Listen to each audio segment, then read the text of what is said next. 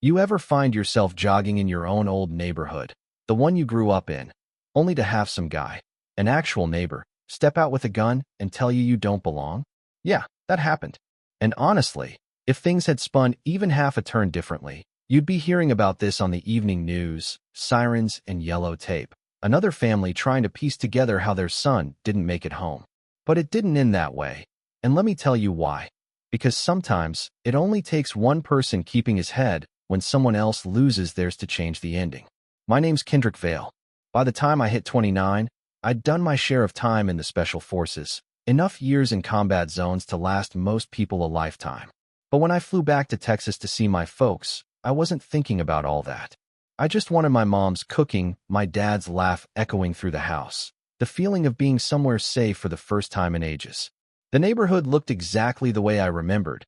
Perfect lawns, kids on bikes, neighbors waving hello, the kind of place people move for peace and quiet. The kind of place that feels safe, right up until somebody decides they're in charge of keeping it that way. And in our case, that was Clifford Harlan. He was in his 50s, carried more weight in his gut than in his judgment, and had this voice you could hear from 3 blocks away. Nobody voted for him, but he'd made himself the HOA's unofficial sheriff, leaving nasty notes on windshields and running kids off the street if they so much as bounced a basketball after sunset. Lately, Clifford decided words weren't enough, so he started carrying a gun, not tucked away, not for emergencies, just strapped on his hip like he was the law. Now, my mom had mentioned Clifford before when I was overseas. Every neighborhood's got a guy like that, right? I never thought twice about it, until the night he tested me harder than any battlefield. It was just after dinner, the sky burning orange, warm breeze rolling in. I needed to stretch my legs, clear my head, so I laced up and took off on a jog. No weapons, no mindset of danger, just me and the pavement. That's when I saw Clifford step out from between 2 cars, hand hovering at his waist, eyes locked on me like I was an intruder. "What are you doing here?" he barked, voice hard, all bluster. I slowed, surprised by the tone. "I live here," I told him, calm as I could manage. Clifford shook his head, eyes flicking to my hands, his thumb a whisper away from his pistol. "Don't play games. Who are you really?" Now, years in the military teach you to read a room. Who's really dangerous? Who's scared? Who's just looking to flex? Clifford was itching for a fight, and he wanted me to give him an excuse. I kept my hands where he could see them.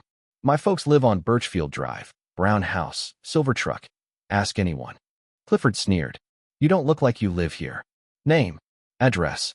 Now, right then, I realized this wasn't a misunderstanding. It was a test, and the only way it didn't go sideways was if I stayed in control.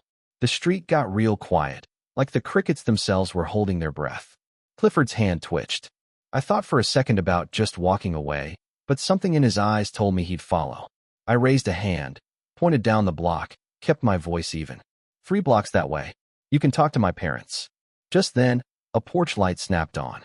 Mrs. Denning, sweet old lady, standing there clutching her tiny dog. "Cliff, what's going on?" she called. "That's the Vale's boy. He's been overseas." For a second, I thought the whole thing might fizzle out.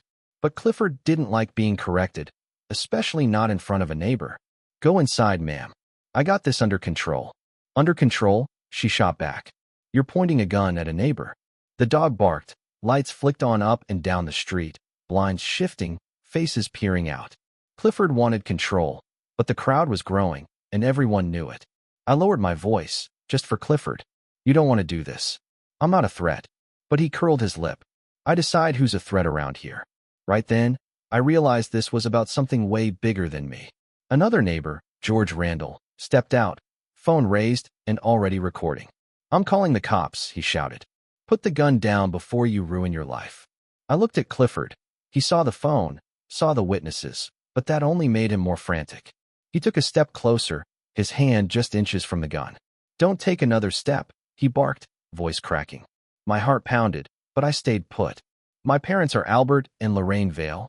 Ask anyone." "You don't belong out here," he spat. "Not on my watch." "You mean the HOA?" I asked. Clifford stiffened.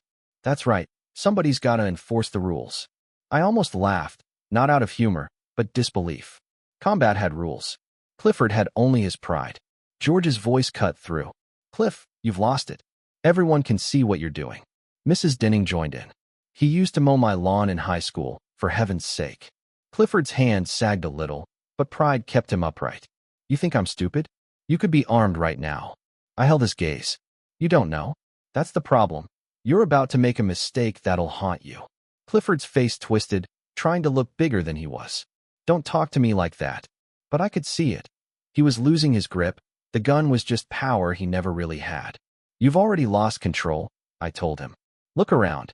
Everyone's watching. Everything's recording. You're just digging a hole. And then, he snapped.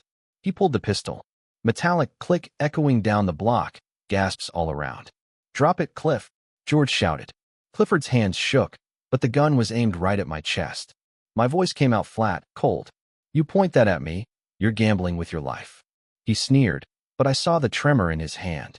Neighbors were shouting, some calling 911, others just frozen. Clifford's eyes darted, everywhere, but nowhere safe. Protecting my neighborhood, he shouted. Protecting? I said. From what? A job. That hit him. His whole stance jerked, but he stepped closer, the pistol feet from me. Mrs. Denning screamed. You're going to kill him. I shifted, just a hair, ready to react if I had to. If you pull that trigger, I said, you'll regret it for the rest of your life. Clifford's breathing was ragged, gun trembling. You think you can talk down to me? No, I said. I just know how quick this turns ugly, and you don't want that. Sirens wailed in the distance. Everyone heard them. Drop it, Cliff, George yelled. Clifford took a shaky step, gun wobbling, voice barely a growl. Don't you move. I hadn't moved an inch. 2 squad cars rolled up, officers out in a flash, guns raised. Drop the weapon, they shouted.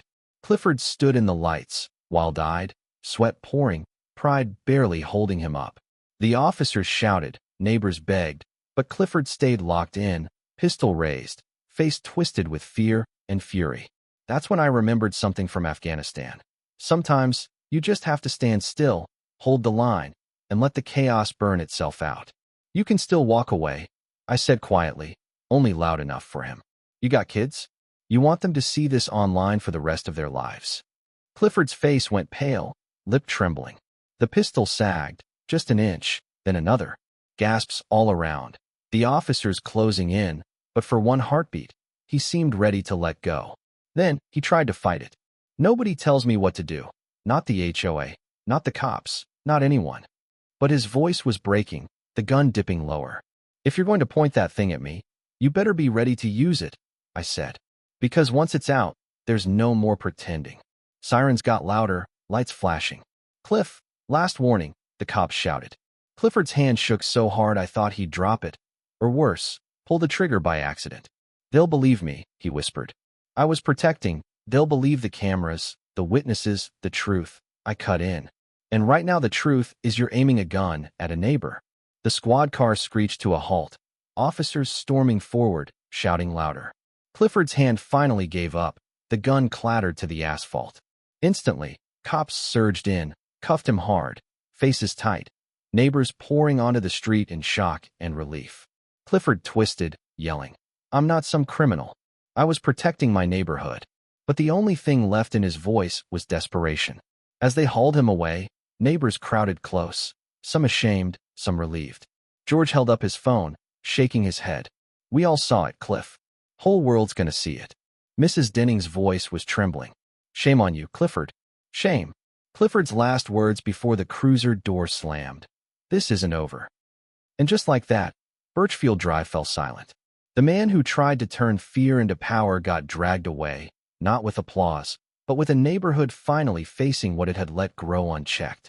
I stood there a long while, letting the adrenaline bleed away. My parents rushed down the street, Mom hugging me, Dad's jaw tight. George showed me the video, already on neighbors' phones, already moving online. But here's the thing. By the next morning, people started picking sides. Some blamed Clifford, others blamed the HOA, some even whispered that maybe I'd provoked it. Old Mrs. Denning broke down in the HOA meeting, said, we all let him get this far. George argued, don't act like you didn't laugh at his patrols last year. And that's what really hit me. The problem wasn't just one angry man with a gun. It was every quiet nod, every time someone let him play sheriff without saying no. When they finally turned to me at the meeting, I said it plain. You all have to ask yourselves, what did you ignore?